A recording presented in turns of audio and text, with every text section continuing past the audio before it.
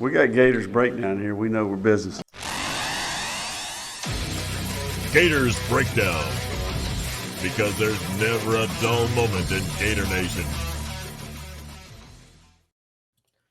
The Gators Breakdown podcast is ready to go. I'm your host, David Waters. You can find me on social media at GatorDave_SEC, coming at you right here, Monday night episode with co-host Will Miles. It's been a while. About probably a little over a month or so since we've gotten together. This time of year, you know, we have the season, we wrap the season, and then you and I kind of take a exhale. And we get to breathe a little bit, take some time with our families and other things that go on outside of football season. But it's been an eventful month or so. Napier on the podcast, a bunch of coaching hires and moving ons and all that good stuff. And spring practice right around the corner. So it's about time for us to get back together. But I hope you have been well. Of course, we have, that we've talked a bit through these last few weeks, but certainly glad to have you back on Gators Breakdown. Yeah, man, I appreciate it. You know, it's not like my ego is able to take the hit when I'm getting bumped for Billy Napier. I will have to say, that's one of those things where you're like, oh, my buddy Dave's really made it. He's got Billy Napier on the podcast. I'll excuse not being on this week. Plus, I'm not sure you'd want me on with Napier. I might ask some questions that might not get you invited back. So, obviously I have not been a Napier apologist for the last 3 years. So anyway, it's good to be back, man. It's an exciting time to be a Gator fan. There's a lot of optimism heading into 2025. A lot of the preseason polls have them like even top 10, certainly in the top 20. It's been a long time since Florida's had an opportunity to start a season in a place where if they can string together some wins, we can envision scenarios where we're talking about top 10, top 5 matchups. If Florida can win some games early, that's an exciting place to be, right? Last year after the debacle against Miami and then Texas A&M, and 2 years ago after the loss to Utah, it's been 3 years, right? The win over Utah and the Amari Burney walk-off interception is the last time Florida really was a ranked team playing like games that meant something, even at the end of September. And so it's really exciting to be a Florida fan at this point because we're hopefully, assuming that they don't lose to the Sharks in the first game of the season, we're going to have a few weeks here where there's a lot of hype while we're seeing our team take on some cupcakes, getting ready for the big games that are to come. They're LSU week 3 and then sort of that murderer's row to start the season on the road. But, we said this last year, or at least I did, which was the advantage of the schedule is you can have a couple of hiccups and you can still make it to where you want to make it. And I think, again, that's going to be the advantage to the schedule this year for Florida. Obviously, road loaded early, some tough games early on, but if Florida can get through that, then all of a sudden we're talking about October and November, still talking about playoff football, and that's an exciting place to be. Well, one reason for all the hype behind Florida, and we're going to really get into it, is the returning production and the performance grades for Florida. So I've been working on this for a few weeks, and then lo and behold, ESPN drops their experience thing today as well. So I'm like, really?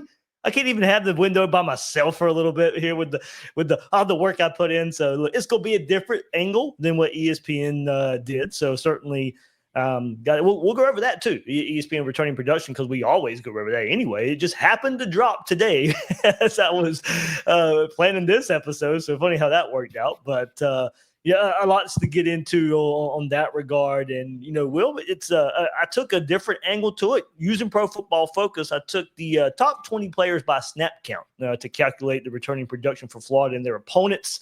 So plenty to get into on that regard. Everybody hit that like button, subscribe. That's what we're getting into on this episode of Gators Breakdown. So like and subscribe, comment on what you're going to see in this episode here on this episode of Gators Breakdown. This one might be easier to follow on the YouTube form. Because there'll be a lot of graphics to help explain the numbers and show the numbers. But certainly we'll try our best on the podcast side of it as well to explain what you may not be seeing if you're not able to watch it there. So, of course, like, comment, subscribe really, really helps us out right here on Gators Breakdown. If you want to continue the conversation, I'm sure this one should be a pretty good conversation starter. Join Gators Breakdown Plus. Link is in the description to join access for that Discord server Link is in the description. So as I said, we're going to use Pro Football Focus here. Top 20 players on each side of the ball by snap count for Florida and the opponents, how Florida matches up. And the returning production figures here, Will, that I came up with only include players who played for their respective teams last season. Excludes the incoming transfers. So you had to play on this team in that uniform. Look, we all know transfers will have a huge impact. We'll get into that a little bit on the ESPN side of things, so they do include that. But I just wanted to say, hey, let's take a look at the top 20 on each side of the ball for guys who played on those squads last year. I mean, it could show us how much transfer portal help you need and maybe how much impact you need from true freshmen coming in as well. So that's one reason I wanted to look at it. And it shows why some teams may have been heavier in the portal and some teams not so heavy in the portal. So, and Will, I went with this because, look, if you go to Pro Football Focus and you go, I would have loved to just have it as using the highest grades, and that would have been the order of it all, like the top 20 graded players. That would have taken a lot more steps because Pro Football Focus doesn't really have a snap count limit when they do that. So you'll have guys like, Roderick Kearney and Caden Jones who are ranked 4th. And Caden Jones only played 28 snaps. So I was like, no, you can't do that. So I took top 20 on both sides of snap count to kind of, the main contributors of the team. Who are you keeping? Who are you losing from the main contributors of the team? And on both sides of the ball. So 40 players altogether, both sides of the ball. It gave a pretty good, interesting look here. No, man, I think it's one of those things where obviously continuity in college football has started to become a major factor. You think about Michigan a couple years ago winning the national title.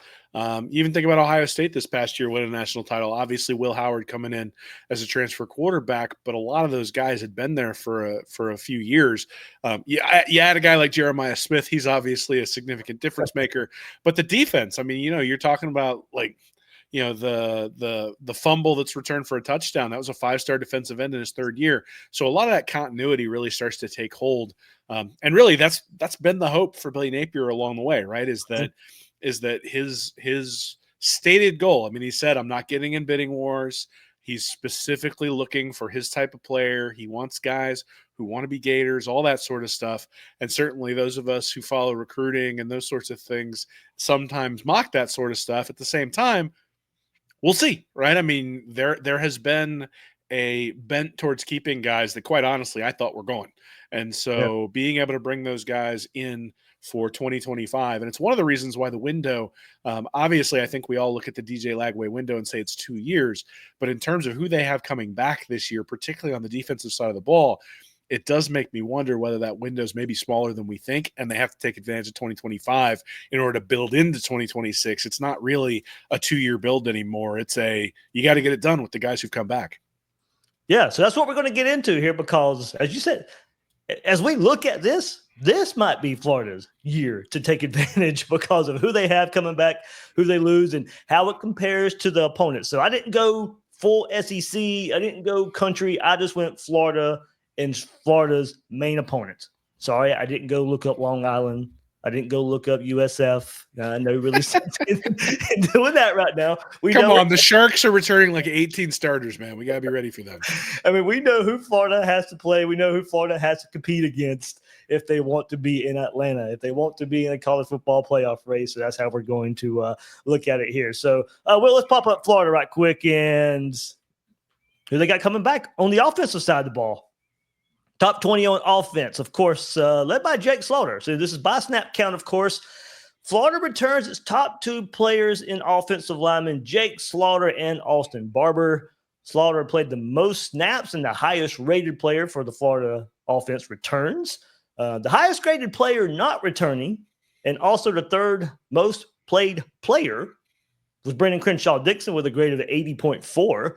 Moving down the list, the 3rd player that played the most and that is returning is another offensive lineman, and that's guard Najee Harris. And then, you keep going down the list, and, you see that's right. If you want to go by grade, DJ Lagway graded at 67 by PFF. So that one metric, of course, it is not Bible here for PFF. But, look, for Lagway, penalized by his running grade of 46.1 more than anything. We all know his hamstring injury plays a large role there. As a passer, Lagway had a healthy 72.9 grade. So, and look, kind of just going down the list, we know Florida brings back 4 or 5 starting offensive linemen. That's why you see Jake Slaughter, Austin Barber, and Najee Harris up there. It's going to go a long way for Florida this year. But throw Bryce Lovett and Cam Waits in there too as a decently graded lineman, and that played a good bit themselves. Looking at the skill players, Florida brings back Jaden Ball and Jacoby Jackson, who both played a ton and graded out well, both higher than Montrell Johnson, so had to feel good about the potential there at the running back spot, paired with this offensive line. And at wide receiver, only Aiden Mizell and UG Wilson returned from the top 20 players that played the most at that spot. Can certainly see numbers-wise here what Chimere DK and Elijah Badger meant to that group and why J. Michael Sturdivant was a necessity. So, Will, kind of looking at offense here, you'll see a lot of this offensive lineman playing a ton of snaps here, but what Florida brings back, of course, we know 4 or 5 starting offensive linemen. That grades out here where, Slaughter, Barber, Najee Harris played a whole lot of snaps, grading out pretty well for the Gators as well, and some depth along the offensive line as you see here for this returning production. Yeah, I mean, we've talked about it a lot this offseason that Florida doesn't necessarily need to get like otherworldly jumps from anybody on the offensive side.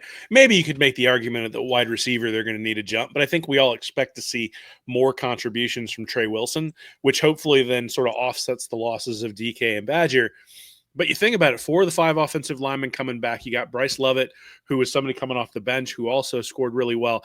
And then I think, you got Baugh and Jacoby Jackson. Tony Livingston really stepped up towards the end of the year at tight end. Hansen was solid there as well. So you've really got solid play throughout. The question is going to be, obviously Jake Slaughter, first team All-American. Can anyone else jump up to that level? I think we're all hoping that's DJ Lagway, because if you've got Lagway who jumps up to that level, obviously this offense is going to go irrespective of that. Sturdivant, some of the guys they brought in terms of Vernell Brown, Dallas Wilson, we're expecting some of those guys to step in. I know you had a recent episode talking about Aiden Mizell and his ability to step up. Those are all things that we're going to have to see. But really, when you think about, when I look at this list, what I look at is I go, where's the hole? Like, is there a giant hole? I mean, if Trey Wilson can stay healthy, if Mizell can do a little bit more than he did last year, you need a third wide receiver to step up. But, I mean, if Wilson can catch the 63 or 64 balls he did a couple of years ago, if Mizell can put up 30 to 35, you don't need someone stepping up to be like a number 1 wide receiver. You just need somebody to step up into a role like a DK, not necessarily a Badger. So a lot of promise here on the offensive side of the ball. And I think the biggest part of that promise comes from the expectation that Lagway isn't going to get hit, because those guys up front are going to have experience in the SEC. And we know that at a bare minimum, those guys are slightly above average. I mean, we think about like a 68 rating on PFF for Austin Barber. Tackles 2 years ago, I averaged every SEC tackle, and the grade was like a 65 or 66. Right. So Barber was slightly above average. Slaughter way above average for centers. Harris slightly above average. George slightly above average, maybe even a little bit more than slightly. And Bryce Lovett significantly above average. So you think about that, 5 offensive linemen. Now, obviously, you don't have 1 tackle there, which is the concern. You need to replace that other tackle. But again, I mean, Cam Waits, it was a guard, 72.1 grade for him as well, and a swing type of player. Yeah, I mean, look, I think if you go look at Florida's team, they struggled to run the ball early in the year, but the offensive line really got its footing. And that footing kind of, I mean, obviously a lot of that stuff coincided with DJ Lagway coming into the game. He makes up for mistakes, certainly.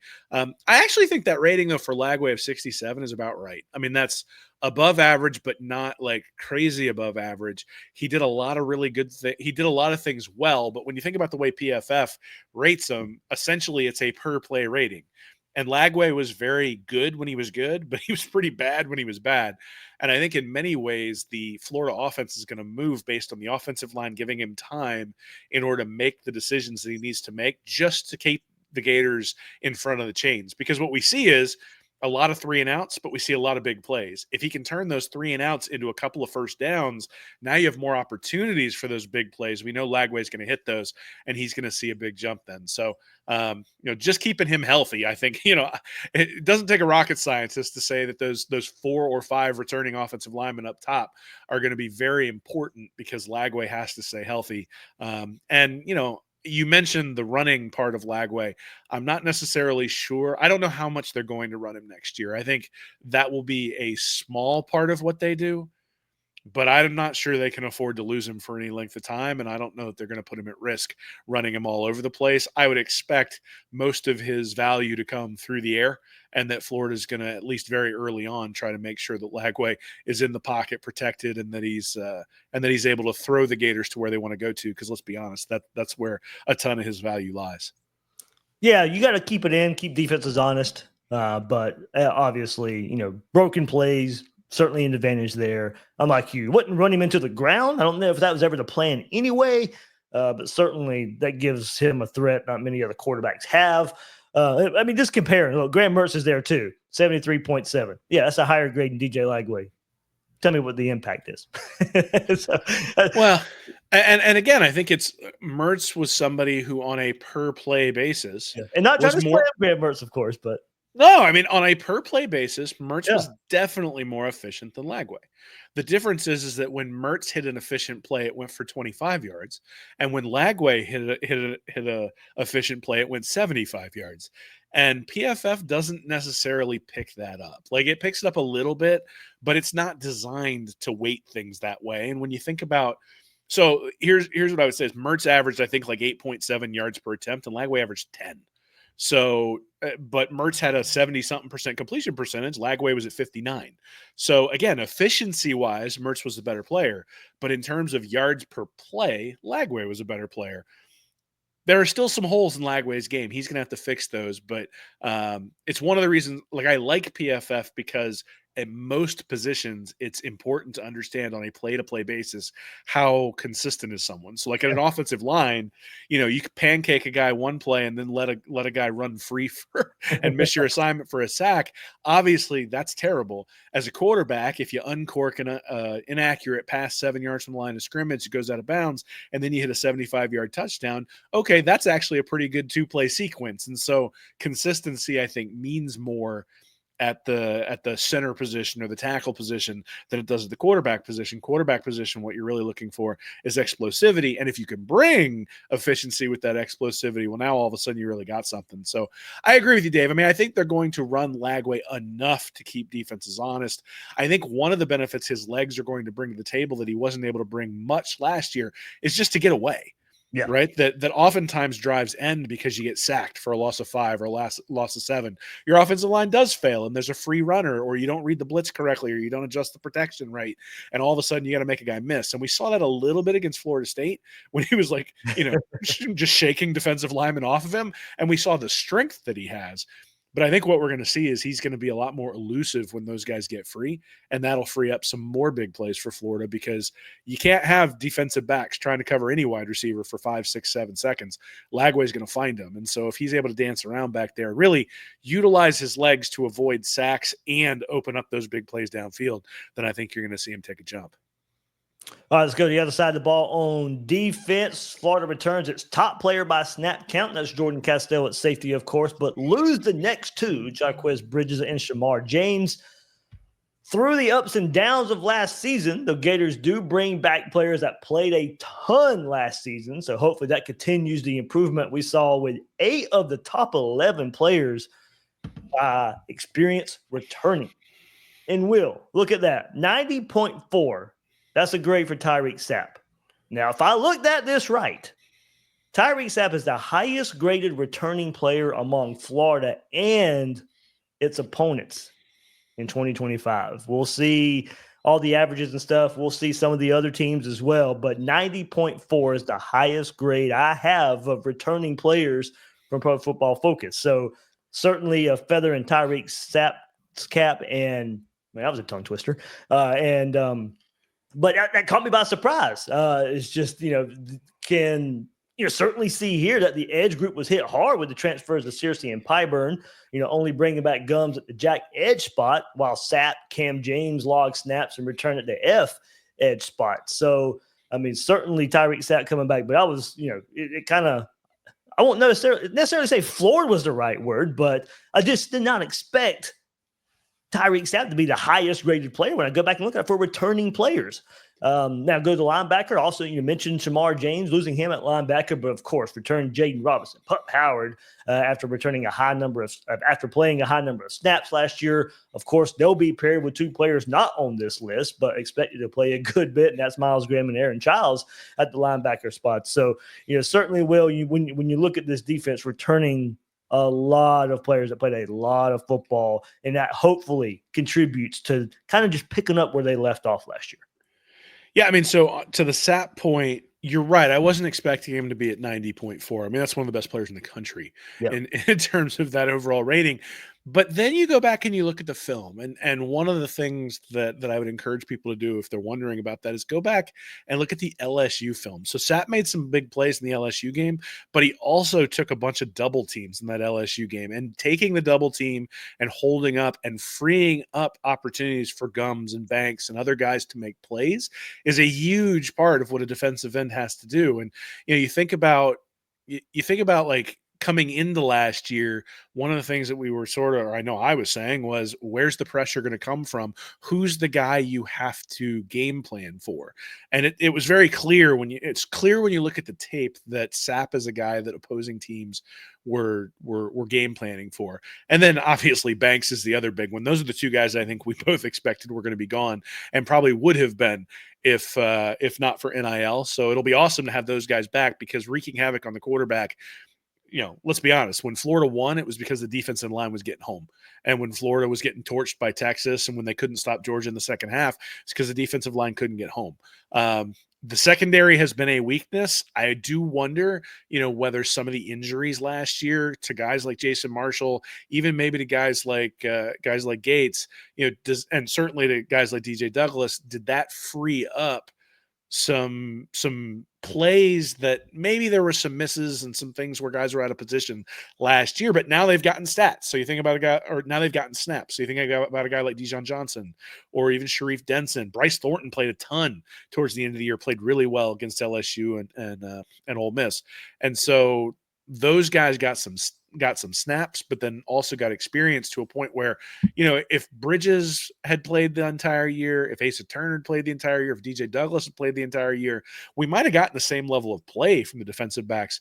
But would we know what we have in Thornton and Johnson and Devin Moore and Aaron Gates and that sort of stuff? So in some ways, the fact that those guys struggled at times, guys like Douglas, and then obviously Marshall gets hurt, did open up some opportunities to see some other guys. But even that, I look at this and I go, okay, Gates, ACL, you got Devin Moore, who's really struggled to stay healthy. Pup Howard missed a big part of the back end of the season. Even I think Denson was out for a little bit. So that depth is still always my concern when it comes to the Florida team. And that's one of the places where having the returning starters hopefully means that they're pushing the guys who are their backups to a point where if there's some injuries, Florida will be able to paper over those holes. Yeah, absolutely. So that's what you're looking at there on defense. As I said, Johnson's coming back, Denson coming back, Thornton coming back. You can see right there, that's the rankings. They all played a lot of football last year. And so Aaron Gates came on, gets injured at the end of the year. So we'll see. It will be interesting, I think at linebacker, just what the rotation looks like there. When we got spring practice coming up, so that's one storyline I think you look at there at linebacker. But Jaden Robinson, Grayson Howard, of course, leading the way as returners there with Shamar James on the way out. But of course, Graham Childs should be right there with them. That's by the time we get to the end of the year, Will. This graphic is going to be very interesting next year, because I want to see the snap count between Pup Howard, Jaden Robinson, Miles Graham, and Aaron Childs, because that should be pretty interesting how much they're rotating those guys, because you're probably confident we're just rolling all four of those guys out there. And we heard Billy Napier say, and we just talked about the edge numbers there. And look, I'm going to ask him about it. Pup Howard's going to be on the podcast this week, but Billy Napier mentioned, hey, Pup Howard, Childs, we can play some of those guys at edge as well. Yeah, I mean, especially because that gives you some flexibility, right? That if you've got a guy at edge who has coverage skills, well, now you've got three down linebackers, right? You've got guys who don't, you can dictate to the offense what's happening rather than the offense dictating to you. So historically, when an offense has brought in four wide receivers, well, that meant your linebackers had to leave, right? And historically, if you brought in two tight ends, well, okay, that meant you had to bring in linebackers, and because the linebackers weren't necessarily pass rush threats, you sort of could neutralize some of the things that Florida might want to do. In this case, now if you can bring in linebackers who have pass rushing skills, who can put their hand in the ground and who can rush off the edge, well, now you can dictate what's happening to the defense. Maybe they got to chip that linebacker coming around the edge to make sure he's not and then the tight end can't get out in a route. Maybe maybe that linebacker has the ability to take the running back, but then also explode to the quarterback if you need to get him. So really, we talk a lot about 11 personnel, 12 personnel, using your personnel to dictate who the defense has to have on the field. And in the Todd Grantham era, we talked a lot about sort of like positional versatility, where they had guys who could kind of be hybrids. And one of the problems that we ran into with that pretty much extensively was that the hybrids weren't good at either one, right? Like, it's like they weren't great at coverage and they weren't great at stopping the run, which meant you really struggled. In this case, that'll be the hope, right? Is can they identify two?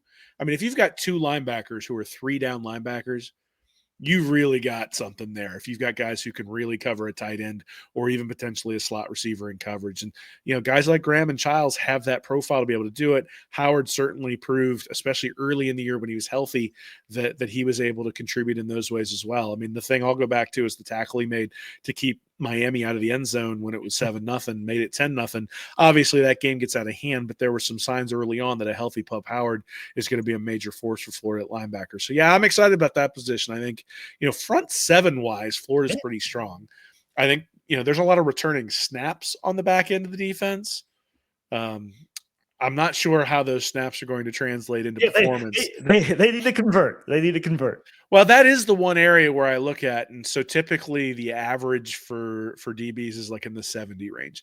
So when you see a guy at 67, he's a little bit below average. When you see a guy at 66, so Castell at 64.5, that's a little bit below average. Dijon Johnson, 67.4, Sharif Denson, 67.3, Bryce Thornton, 70.3. So, he's the guy that I think most people would have looked at and said, Aaron Gates, 62.6. So the toughness that Gates brought was critical, I think, to what Florida was trying to do. Him and Pyburn, from an attitude perspective, I think brought a lot. But in terms of on a play-to-play basis, they're actually guys who are better at safety than Gates. And so, but that's the hope, right? Gates comes in, he shows out. All of a sudden, that makes everybody else step up their game. He gets injured and goes out, and guys like Thornton can come in and play really well. So, just breeding that competition and that attitude, I think, for Gates was important. But when we start thinking about, was he above average at his position, at least PFF says not. And there are some on-off numbers that suggest that as well, too. I think in the run game, he was really good. I think when you look at some of the passing statistics and some of the tackling, maybe not so much. But again, I think Gates brought an attitude that was critical to Florida at a point in the season when they needed it. And I'm looking forward to seeing him come back this year as well. I like what you said there, point in the season, because if you go back to the beginning of the season, the grades probably aren't so good. And then the grades probably get better as the season goes on. So that's what we're talking about. That last 4-game stretch needs to be a launching point for this Gators program. So, okay, looking at Florida right there, 13 return on offense, 12 return on defense. So how does that stack up with their opponents? Pretty favorably. There we go. On offense, if you take the top 20 on offense and the top 20 on defense, well, Florida is the top ranked on offense and returning percentage. There's 13 returning, or 65%. That is above Georgia and Miami at 55%. LSU comes in at fourth with 50%, half of their top 20 returning. Mississippi State, Texas A&M, FSU all return 9 at 45%. Kentucky, Tennessee lose a lot, only return 40%, and Ole Miss, of course, way down there, as we know, only return 20% of their offense. On the defensive side, Miami leads the way. A bad defense, returning 14 players of their top 20. So how does that translate? 70% of their defense coming back. Mississippi State, Tennessee, Texas A&M, all tied for second, returning 65% of their top 20. Florida, fifth, returning 12 on defense, as I said, 60% returning there. LSU and FSU return 11 at 55%. Texas, 50%, return 10 of their top 20. Kentucky and Georgia only returning 9 there on defense. That's 45%. Ole Miss at the bottom there as well, only returning 6. That's 30%. So what does that bring us to? And you're combining offense and defense. Florida and Miami are tied atop of bringing back their top 20 on offense, their top 20 on defense, according to snap count here. So this is just purely based on experience here. Florida, Miami returned 25 of 40. Mississippi State, Texas A&M come in next there with 22 return, 55%. Tennessee, LSU return 21 of the top 40. Georgia, FSU at 50%, returning 20. Rounded out by Texas, Kentucky, and Ole Miss there. So, well, I didn't know what to expect coming into this, and research kind of just shows some things here. This is basically just based on snap count. So, of course, we know Georgia and Texas recruit well, and we know what Ole Miss had to do in the transfer portal. We all know the storylines here. But looking at 24 and coming in this 2025 season and all these top 20 offensive players or top 20 defensive players, Florida and Miami lead the way here. So when we look at why are we excited about 25, why should this team take the next step and go and compete for a college football playoff spot, compete for the SEC? This is one metric I think you can look at to say, hey, you should be disappointed if Florida is not a better team in 2025 and competing with Miami and Georgia and Texas and this schedule. Well, I mean, it's a Billy Napier team, right? It's a team that he's brought in, he's cultivated, and now he's got all these returners who are coming back. And this is what we've been waiting for, is you've got the guy at quarterback that you want, and you've got all these guys returning. And again, I said earlier, and I think it even holds true even more after seeing these numbers, is that 2025 is the year where you got to make your move. Like if you're not able to make the move in 25, a lot of these these numbers will look very different next year. The other thing that's going to look very different, and it's really interesting when you look at this list. So Florida's number 1, tied with Miami. Miami breaking in a new quarterback. Mm-hmm. Mississippi State. Okay, I'm not really worried about them. Tied at number 3 with Texas A&M. Now you got Marcel Reed. Yeah. Okay. 5, Tennessee. You got Nico there at quarterback. I think the jury's still out on him. LSU tied with Tennessee. Nussmeier. We all know how I feel about him. Will, he is the highest returning quarterback Florida will face. Yeah. Put it. So the defense should be much better this year is what you're telling me. I'm glad to hear that. UGA has to break in a new quarterback now that Beck's at Miami. FSU is going to have to break in a new quarterback given whatever they had this past year. Even Texas is breaking in a new quarterback in Arch Manning.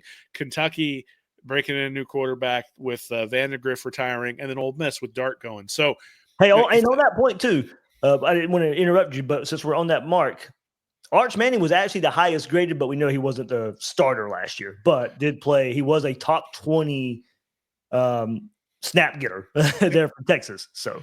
Well, and he's one of those guys. I mean, think about it, right? If we had Arch Manning on our roster playing behind Graham Mertz last year, and he had played as well as Arch Manning did at Texas, we'd be very excited about Arch Manning coming to Florida, right? So, in terms of it's a real.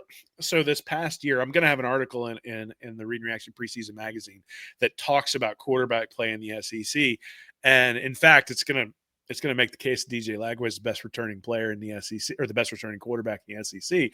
And the whole point is that when you look at just the turnover in the SEC, the highly recruiting teams haven't hit the last couple of years on a big-time quarterback. So you think about LSU in 2019. I mean, Burrow comes in there as a transfer and just tears the roof off the place.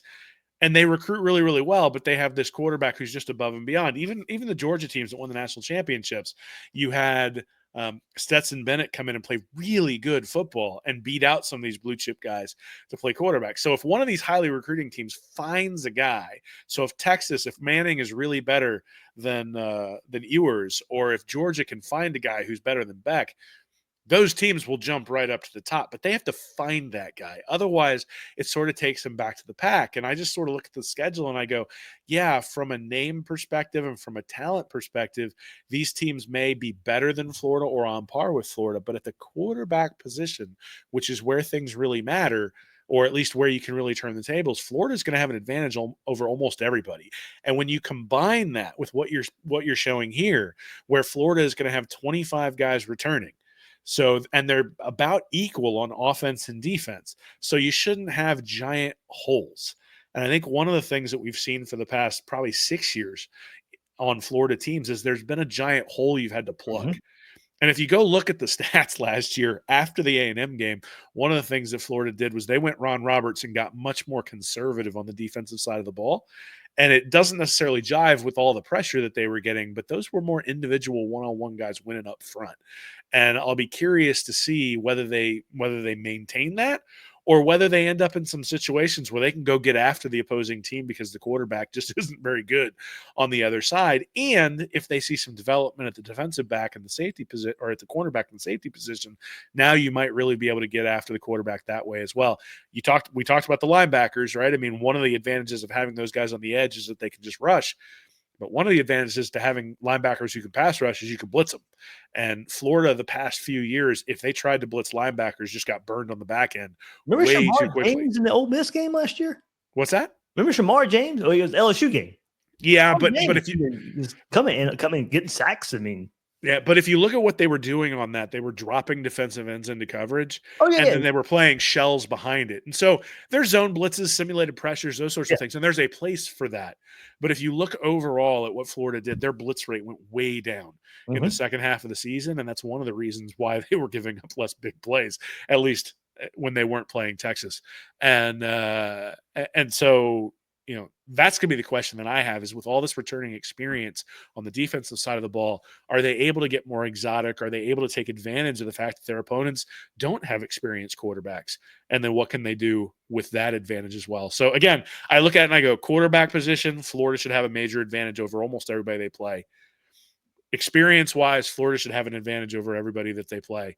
And so, which is what you're illustrating here, Dave. And so you combine those two things, and that's exactly why Florida's ranked in the top 10 in some of these preseason polls. It's why everybody's saying it's playoffs or bust this year. It's because, you know, you got your quarterback in place, you got all these returning guys. It's time to make the move.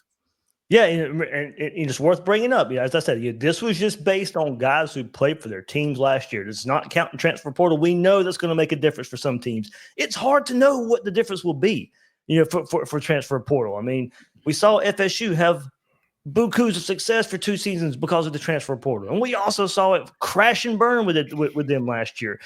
Ole Miss is going to be an interesting case study of how much they lost. We just see the numbers right there.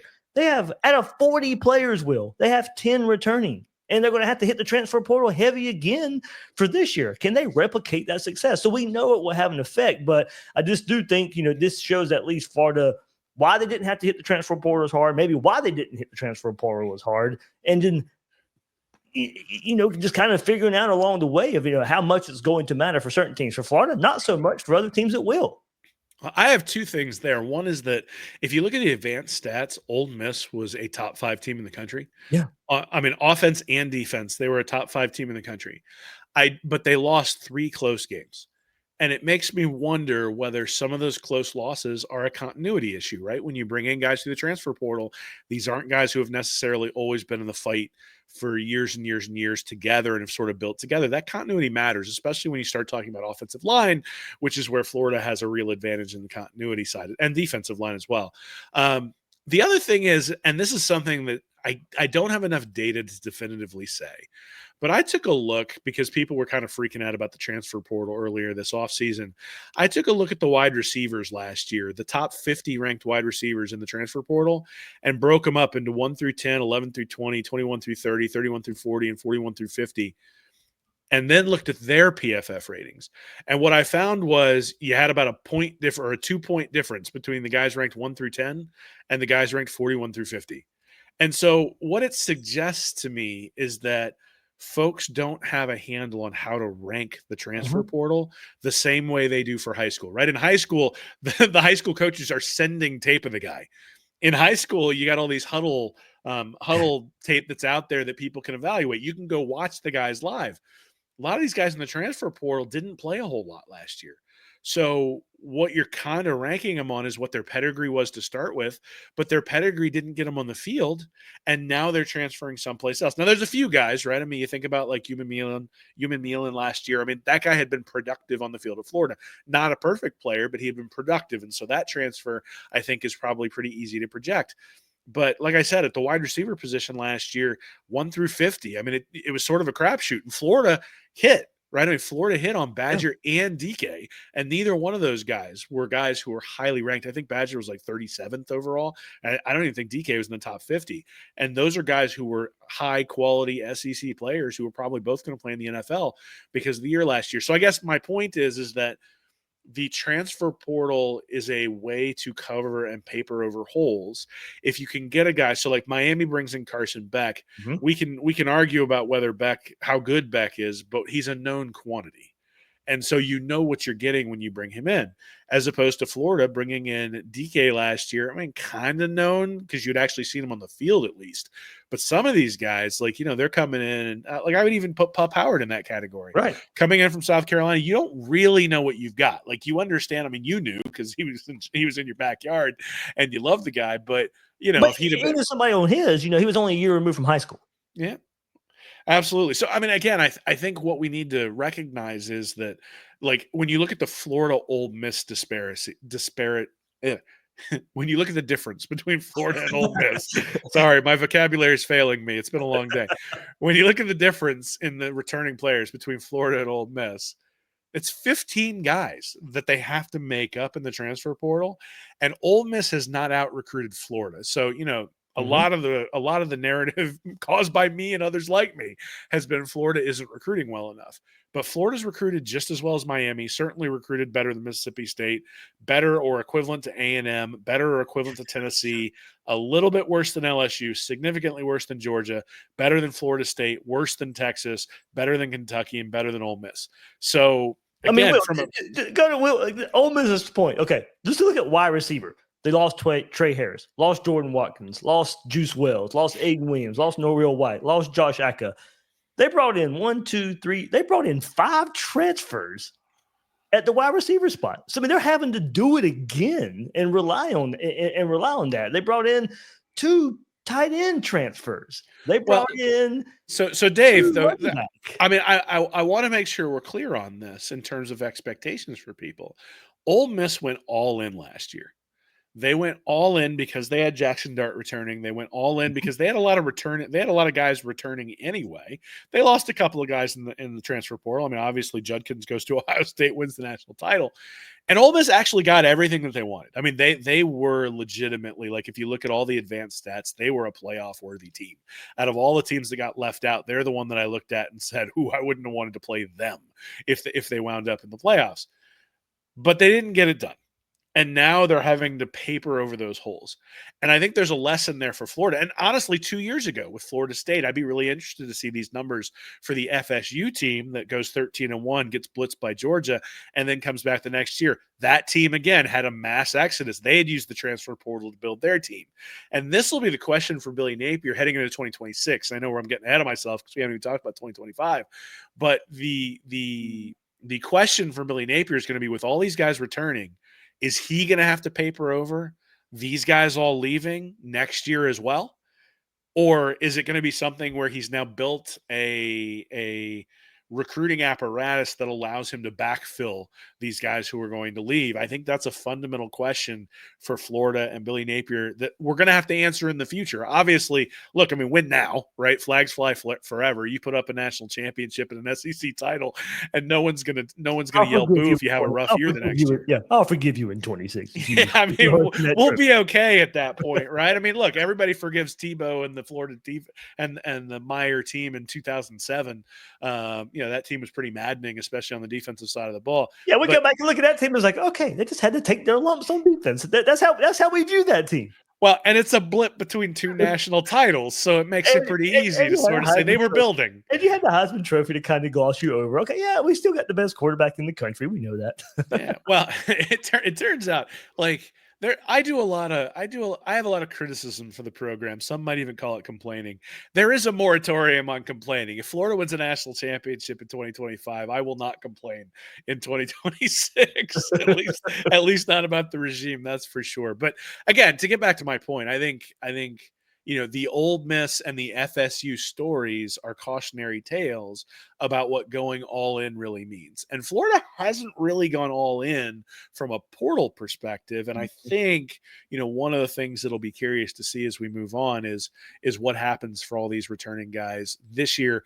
Obviously, some of these guys are going to go on to the NFL, and how do you backfill that? But you don't have to worry about that right now. I mean, right now, the people who have to worry about that are the Ole Misses of the world, the Georgias of the world, even the Florida States of the world. They have to sort of refill the coffers and plug the holes in the dam. And I'm not convinced that that's a good way to build a program. I think when you're supplementing guys that you already have in place, even Ole Miss last year, they were supplementing the fact that they had Jackson Dart at quarterback.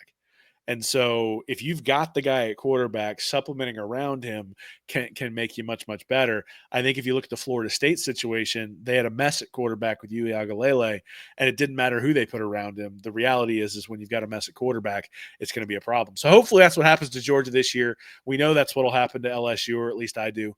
And then if Nico doesn't take the step forward, look, I mean, I'm a huge fan of high school statistics, and Nico's stats in high school were not that great. He's got great arm talent, but his stats weren't good. And I think that suggests that there's a cap for him. And so I'll be honest, Marcel Reed's probably the guy I'm most scared of on Florida's schedule, other than Manning. If Manning turns out to be really, really good, it might end up that Marcel Reed's the best quarterback Florida plays against in 2025. And so if I told you that coming into the year, I think you and I would both feel pretty good about where the Gators are going to end up at the end of the season. Yeah. On this note, before we move forward, wide receiver is that position. As we're looking at of course, the stat that I have up now, of course, is Florida leading the way with 25 returners along with Miami. This does not include transfers, of course, but just to show you how much of an impact transfers may have, Georgia, they had to go to the portal and get 3 receivers: Zachariah Branch, Noah Thomas from Texas A&M, Micah Bell from Vanderbilt. Keep going. LSU brought in 3 transfers: Nick Anderson from Oklahoma, Barian Brown from Kentucky, Destin Hill from FSU. Ole Miss, just mentioned them, they had to bring in 5 transfers at the wide receiver spot. Texas, not so much. Okay, they are humming. No transfer wide receivers there. They got a bunch coming back, and DeAndre Moore, Ryan Wingo, Silas Bolden, a good group of returning here. Texas A&M, transfer Micah Hudson from Texas Tech, Mario Craver from Mississippi State, Kevin Concepcion from NC State, Jonah Wilson from Houston.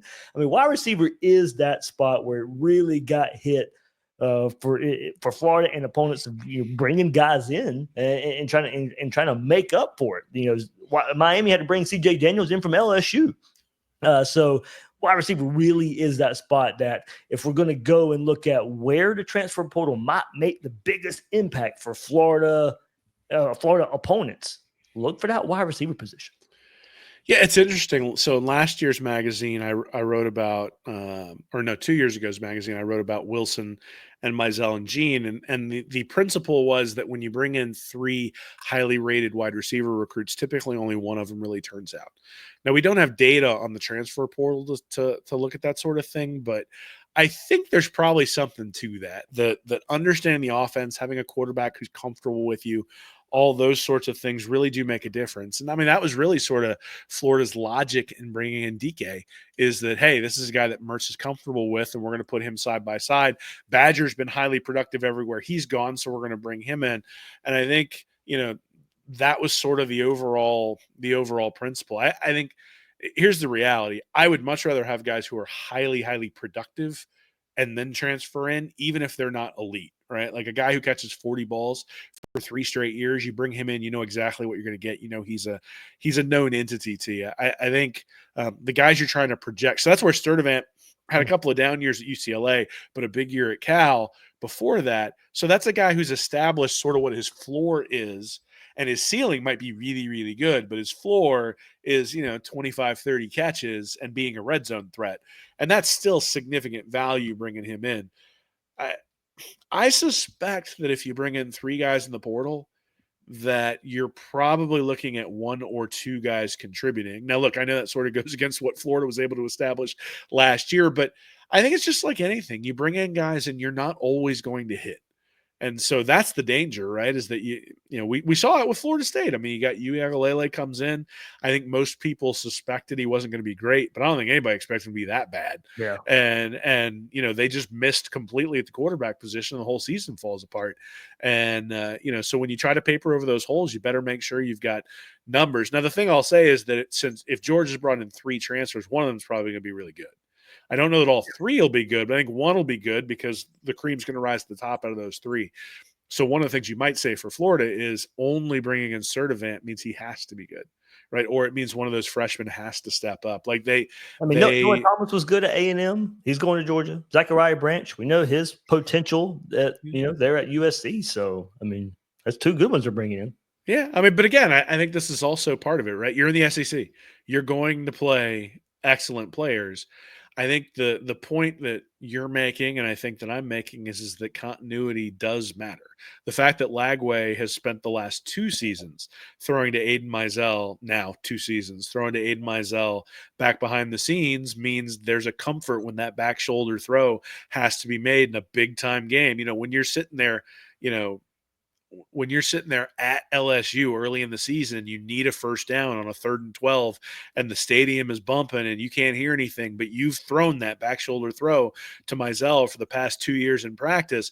There's a comfort in being able to let that one go versus a guy who comes in the spring portal and you've only been able to do it for a couple of months. Right. And so, and it gets Georgia the biggest game of the year before Lagway gets hurt. Who's the first touchdown to? Down the field and a bomb to Mizell. So you hope you replicate some of that. Well, same thing with Hawkins, same thing with Abrams, right? Like the second unit of wide receivers got a lot of reps with Lagway last year. Those guys are going to have an opportunity to step up. And it's not like Hawkins isn't fast, right? So, and it's not like Mizell's not fast. And the reality is that based on what DJ Lagway does best, if you got a guy who's just a burner that you can put on the outside, as long as he can catch, like when the ball hits him in the hands, you're going to be okay if the defense gives you an opportunity to run those sorts of plays. Honestly, the biggest part for the offense this year for me is probably going to be what can the tight ends and the running backs do in the passing game? That when the defense says we're going to take away the deep shot to Hawkins, when they say we're going to take away the deep shot to Mizell, when they say we're not going to let you get the little slant or the little screen pass to Wilson, what are you going to do, right? And when you drop back and all of a sudden the defense falls into a significant zone, but the running back sitting over there on the left-hand side as your relief valve, are you able to swing it to him? Is he able to catch it? Can he make a guy miss? And do you live to fight for that 2nd and 3 where the 1st and 10 was good enough? Or do you scramble around a little bit, throw the ball out of bounds, and now you're dealing with a 2nd and 10? I think in many ways it's funny. We talk about the wide receiver for Florida, but I think the tight end passing game and the running back passing game will be a huge portion of where Florida's success and the development of DJ Lagway comes. Yeah, I thought we saw some good signs there from the running back passing game there too at points this season. So let's keep it going here. And hey, you guys, if you're watching, and we've also mentioned a couple times the PFF grades in here as well. So let's use that as a metric too. Hey, that's pretty favorable for Florida too. Not just a high number of your top 20 on offense and defense returning, but hey, they grade out pretty well too. Florida returns the highest average on offense, 71.6 compared to their opponents. 3rd best on defense behind Miami and Texas, tied at 1. Georgia tied at 2. So 72.2 is the average grade for Miami and Texas's defense, 71.2 for Georgia, 68.6. Florida barely edges out Tennessee right there. So when you look at the total, Texas with the highest average, 71.5 for their players returning. Florida's second, 70.1, ahead of Miami at 69.8. Florida led the way with 71.6 on offense, as I mentioned, 71.4 for Texas A&M. So barely, Florida edges out there. So, not only is Florida returning a lot of their top players, but they're returning guys who made impact. Their highest grades here, Texas, Florida, Miami, Texas A&M, Georgia are your top 5. Ole Miss, of course, you're only going by 20 players, so they're 6th. So kind of a weird look for them. But hey, one more time, this is why you can feel pretty good about Florida is, their average PFF grade for all those players returning ranked second only behind Texas. Yeah, pretty good. I would say that the difference in the ratings is relatively small. Like, when you look at the offense, you've got Florida at 71.6 and A&M at 71.4. Those are basically the same number, right? Like from a statistical perspective, Texas at 70.7. So, then there's a little bit of a drop off, but it's really not to get to Georgia at 65.2 that I would call that any sort of real differential. Same thing on the defensive side of the ball. I mean, Florida's ranked third at 68.6, but then Tennessee's 68.5, Ole Miss at 67.4. So there's a lot of variability in this, right? And if one guy takes a step back, then all of a sudden you can see that you're going to move in the wrong direction pretty quickly. But I think what it does suggest is that Florida is prepared, that if they can stay healthy and if the returning starters can perform the way they did last year, that Florida is set up to be able to compete with anybody in the SEC. And, Billy Napier talked about it after that Tennessee game, that finally he felt like his guys believed that they could hang with anybody in the SEC. And we saw that other than the Texas game. We saw that every other game throughout the year. And, that's sort of the next step is Florida believing they can hang with Texas. And part of that might be that, they obviously didn't have Lagway in that game against Texas, but let's be honest. I mean, I think Texas averaged like 47 yards of play in that game. So there's not there is still a gap between where Texas was last year, at least, and where Florida is. But everywhere else, I think Florida can feel confident they can play with anybody else in the country. And these numbers sort of bear that out. So I'm excited to see what's going to happen. Again, I don't know that Florida has these giant holes to plug. I think the question is, where do you find the edge? Yeah. Right. Where do you find that edge at wide receiver? Where do you find that edge at tight end? Where do you find that edge? You already mentioned the linebackers coming up in the pass rush. Like, where do you find the thing that sort of pushes you over the top and gives you a couple of one-score victories you're going to need, or gives you a road win you weren't expecting, or allows you to pull off the upset against Texas? Because let's be honest, if Florida pulls off an upset against Texas, all of a sudden they've just opened. I mean, I think we all kind of pencil in that Texas game as a game that Florida's probably going to struggle in. And so if that's the case, Georgia game kind of maybe, but last year there were like definitive L's on the schedule. This year, a lot of those things are toss-ups. And if it goes Florida's way on the road early on, you can envision a scenario where even a couple of hiccups and they're still in the playoffs. So one of the exciting parts about the schedule, one of the exciting parts about all these returning guys is that you don't have to be perfect. And you don't have to be the absolute best. You just have to get hot at the right time. And especially if you've got a quarterback like Lagway, potentially you could get hot right at the right time. And if you're playing and, you look at Penn State, they got a pretty good draw. You look at Notre Dame, they got a pretty good draw this past year. If you get a good draw in the playoff, that can be just as important as as winning the SEC in some capacity. And so, you can make a real run if you get there. And Florida, even with a couple of hiccups, should have an opportunity to get there.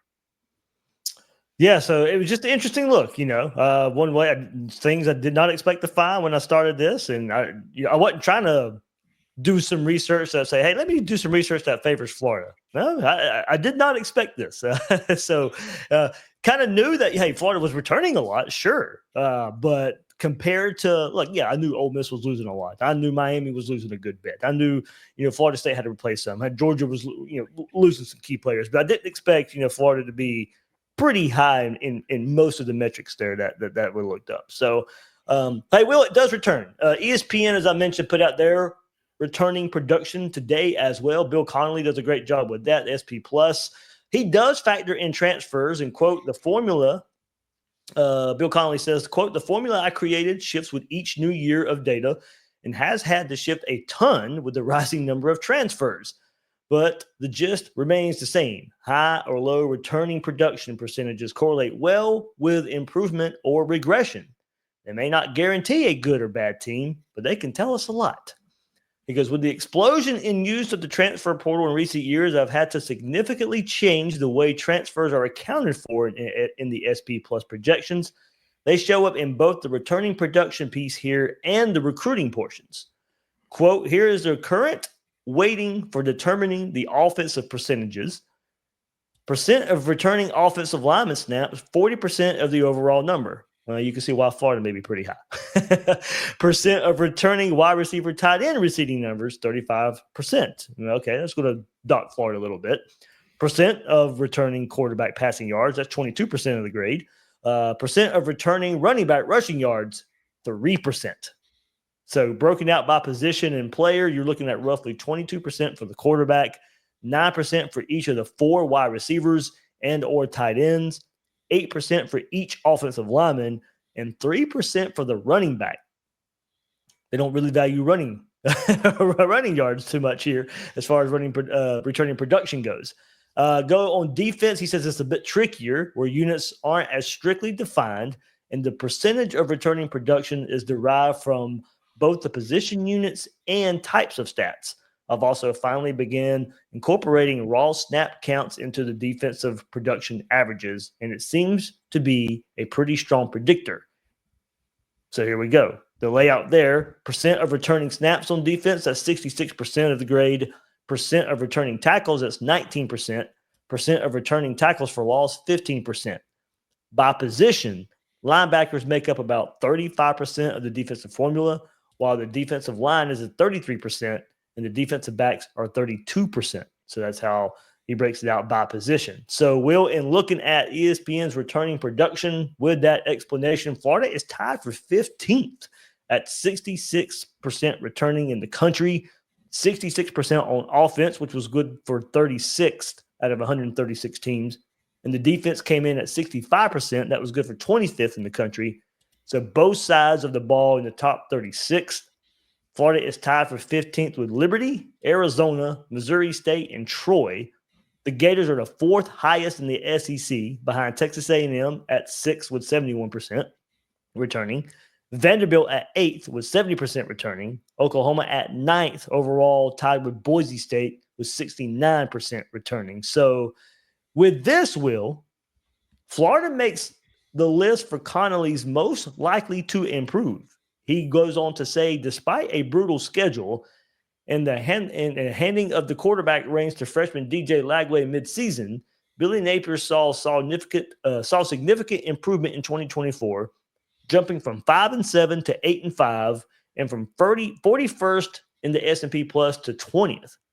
Lagway has some all-or-nothing tendencies to smooth out, and 4 of last year's top 6 targets are gone, but he'll have running back Jaden Ball and 4 offensive line starters back, and perhaps most importantly, a defense that was dominated by sophomores and juniors last year, but still improved from 60th to 23rd in the defensive SP Plus, returns a solid 12 of 20 players with 200-plus snaps, kind of echoing what we just did.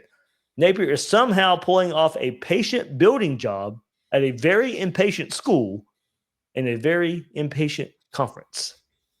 But hey, one more metric there. Florida 4th in the SEC, 15th in the country in returning production. I mean, as we led the episode with, there's a reason the fan base is excited right now about this Florida team. We did our research. We looked at it. ESPN, I knew, was going to have theirs at some point. Another angle to this that, hey, Florida's returning a lot. If you want to count transfers, if you don't want to count transfers, you look at this team. And pretty interesting there, how they weight it. And some of those weighted positions, we know, hey, for Florida, very favorable. Yeah, I mean, look, I think the message is the same no matter how you look at it, how you weight it, any of that stuff, right? Is that fans are excited, and they should be, given what we saw from DJ Lagway and given what we saw from the defense heading down the stretch. I think if we'd have gotten one without the other, in either direction, right? If Lagway had struggled and the defense had been better, or if the defense had struggled and Lagway had been better, I'm not sure Billy Napier makes it to this offseason. But he gets both of those to work, and all of a sudden, hey, you get the 8-5 record, and everything looks very, very good. Now, what I will say is that if you defenses found out some stuff about Lagway. When you looked at the Florida State game, kind of ineffective. When you look at the Chile game, he was very ineffective. Those sorts of things, you can't have those lulls over and over and over and over and over again and expect to win SECs and expect to win national championships. So he'll have to get that ironed out. But the good news is that he's got a ton of snaps under his belt to have sort of allowed things to slow down during this offseason. So I think we all expect Lagway to take a step forward, which means we expect the Florida team to take a step forward. forward. And all these guys with experience really just need to replicate what they did in 2024. And if Lagway raises his level of play, he's going to raise the quality of Florida's play significantly overall the entire year. And let's be honest, it's a whole lot easier to play defense when you're ahead. Right. So if Lagway can get them up 14-0, 17-0, 24-0 early in some of these games, well, now if you turn LSU into a one-dimensional team with Nussmeier chucking the ball 5 yards at a time, it's going to be really hard for LSU to come back against even a Florida defense if the defense isn't great. And I think what you'll see is if Florida's able to play from ahead in a way that they haven't in the Billy Napier era, that the defense will have an opportunity to really create some issues. You mentioned Sapp and Banks and those guys, like they've always been playing in close games or they've been getting beat, right? And I think one of the things that'll be interesting to see is what can this defense do if Lagway's really able to put some pressure. I mean, Florida basically in the Napier era scored about 27 points a game. If they're getting to like 34, 35 points a game, that's an enormous amount of pressure on the other side. I mean, we know that as Florida fans because when the Florida defense has been giving up 34, 35 points a game in the middle of the SEC season the past couple of years, Florida has struggled. Mertz even had some really good games 2 years ago, right? And Florida still lost them because they were giving up 35, 36, 37 points. And so if Lagway can put that kind of pressure on the defense, all of a sudden there's a reason why everybody's excited. It's also a reason why everybody's sort of on pins and needles, right? Because the whole thing can come collapsing down, and being the best team doesn't guarantee that you're going to make it, which is really interesting too. I never expected when things expanded to 12 that one of the teams I considered like a top 5 team would get left out, but that's exactly what happened to Ole Miss last year. And so, they didn't deserve to get in because they lost the games. Yeah.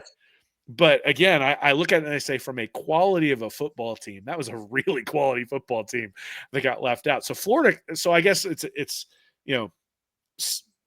the positive side of the playoff is you don't have to be a perfect team to get in. But the downside of the playoffs so far is you can be a really good team and still get left out. And a lot of things still have to go right. We still need 11 guys out there on special teams. We still need to take advantage of all the little edges that Napier hasn't always shown. Like I wanted to go back to the Tennessee 2022 Napier, who was out there going for it on fourth down all the time, getting every little edge for that Florida team to try to pull that game out.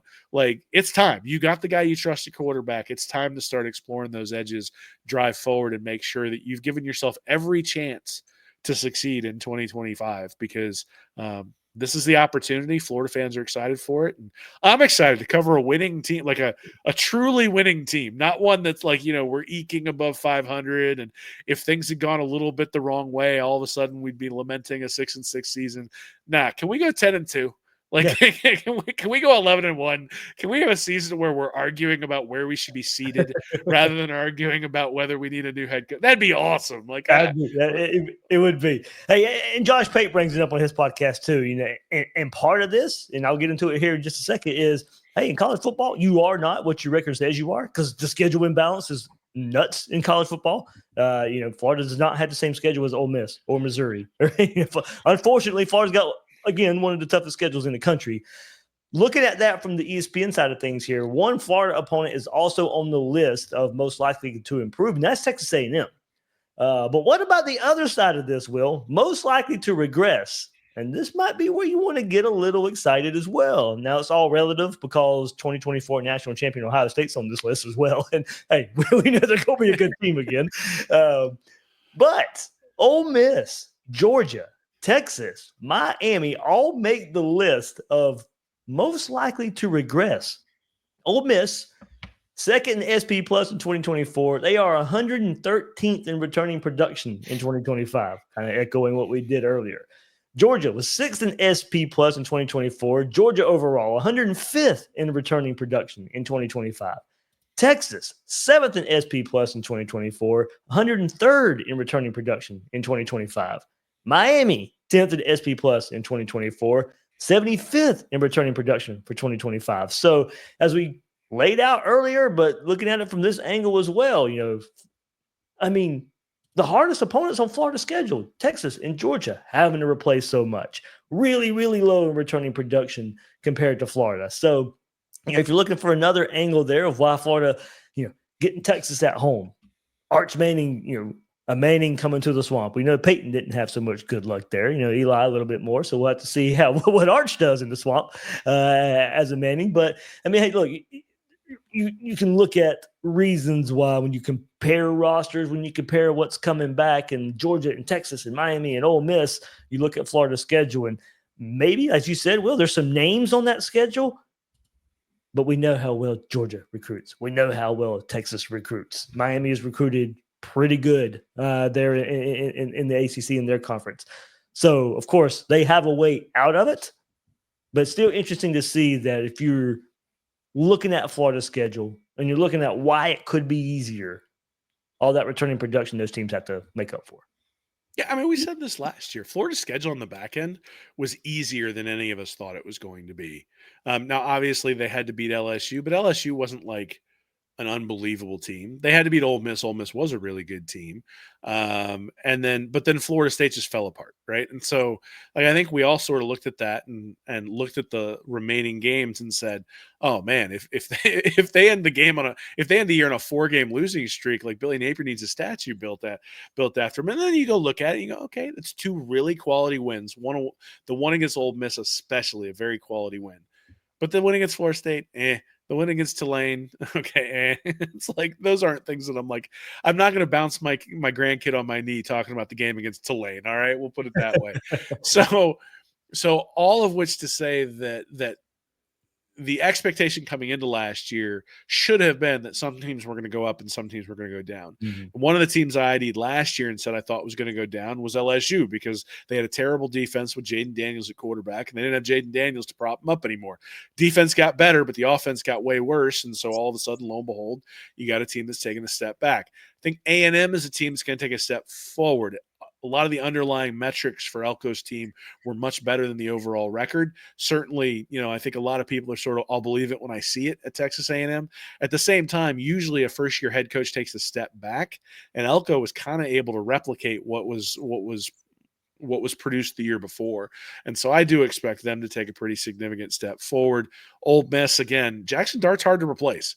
I mean, Jackson Dart was a very, very good, borderline elite SEC quarterback. And, other than the fact that Florida was able to make him cry, he was good all year long. And so, did he have some hiccups? Sure. Those 1-score losses, I mean, obviously those are on his back. And a lot of those turnovers in the Florida game were forced by the Florida defense, but he definitely had some happy feet in that one as well. Still, replacing him, Austin Simmons, is he going to come in there? Is it going to be one of the transfers? They're going to bring in a spring transfer when those guys aren't good enough. We just don't know. And so I think this goes back to the statement that I made really early on here, which is that Florida has known quantities at just about every position that matters. Yeah. Like even if you think about Sturdivant and Wilson at wide receiver, those are known quantities at those positions. Now, whether either of those guys is going to be a star is still yet to be determined. They have known quantities. And if Florida gets the exact same performance from everybody who's coming back for the entire year, I think they're going to be better just because they've got Lagway at the quarterback position. Now, if Lagway takes a significant step forward, now you've got elite quarterback play with known floors for all these guys. And that's the only thing. I mean, I think that's the thing we're really trying to establish here is that, you look at Ole Miss, they have to wonder, they have to project this guy's going to step up. They have to project this transfer is going to make a difference. Even Georgia, they have to project what their quarterback's going to do. You look at a team like Texas, even they have to project what Manning's going to do. Now I'm a little bit more sanguine in terms of thinking that Texas is still going to be right where they want to be with Manning at quarterback. And certainly not just because of his recruiting pedigree, but how he already played. But, are you afraid of Gunnar Stockton at this point at the quarterback position? Like if you tell me right now that you have to bet your life or your life savings, maybe is a better way to do it. You got to bet your life savings on DJ Lagway or Gunnar Stockton in a big time game. Florida's got a major advantage at the most important position on the field. And I think, more than anything, we can talk about all the guys returning. We can talk about all that sort of stuff. The point that I would make in almost every single case is that if you say DJ Lagway versus X, at the quarterback position. Who in the SEC right now do you say that's a toss-up? There's maybe just a couple. Yeah. And so that's where I look at it and just go, that's where the hope comes from for me, is it's Florida should have an advantage at the quarterback position in just about every game they play. And in the ones that they don't, it's going to be against teams where if they lose, everybody will be like, that's okay. You still get to make the playoff. So, so sorry, DJ. It's been on DJ's back since he committed. I mean, the reality is like, I don't think any of us wanted to put this kind of pressure on him, but he came here and understood that's what it was. And if Florida's going to get where they want to be, Lagway's probably going to have a statue, and I'm here for it. So let's hope that 2025 is the year. Yeah, I think summarizing it, kind of echoing what you said, Will. Yeah, I mean, all this returning production is great because it's returning production surrounded by DJ Lagway. You get the type of production you want from him. Paired with all this production coming back, Florida should be a pretty good team. Does that mean playoff? Does that mean what does that mean record wise? Better, it better, right? I mean, we already had this conversation, a month and a half ago or whatever. This is year 4.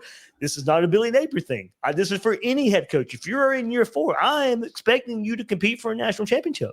That is not just a Billy Napier thing. It is whoever the head coach, whoever is roaming that sideline for Florida. If you're in year 4, I'm expecting to go compete for a national championship, especially now you got 12 teams and you can squeak in as the 3rd, 4th best team in the SEC, maybe, if things fall the right way. So absolutely, you get better play from Lagway paired with all this returning production on offense and defense. Yes, to me, it should be going out there and competing for a playoff spot. Well, put it this way. In year 4, Urban Meyer was competing for his 2nd national championship. In year 4, Steve Spurrier had won the SEC, 3 times, and he didn't win it the first year because his team wasn't eligible to win it. And then turned in the 2 straight, makes the championship game and then wins the championship there in 95 and 96. So, the precedent for what you have to do at this point when you find your quarterback and when you drive forward is championship level football is what the expectation is at Florida. And it's not, we're going to go 9-4. It's not, we beat Georgia but missed the playoff. I will still celebrate a win over Georgia anytime. Sure. But it ain't saving your job if you beat Georgia and you missed the playoffs. So there's a lot of work in front of this team. There's no doubt. But the think about Ole Miss, how much they put into that Georgia game. Hey, we finally beat Georgia, only to have a bye week and lose to Florida 2 weeks later and then miss the playoff. So again, I think so. It's interesting. It doesn't feel any better for them. You have the ability to slip up twice. And one of the things that's always kind of driven me crazy about college football was that we could sit there and look at a 1-loss team and used to be back when 1 loss mattered. You could look at a 1-loss team and you could be like, okay, I know that team is better than the team that's in front of them. It doesn't matter. This team is 7-0. They're ranked number 1. And it's like they've escaped 4 times, in close games. They're not the best team in the country. And you just had to sit there and wait. And usually by the 8th, 9th, 10th game, that team would slip up. And all of a sudden, think about Indiana this past year. They're sort of that example, maybe in the playoff era. So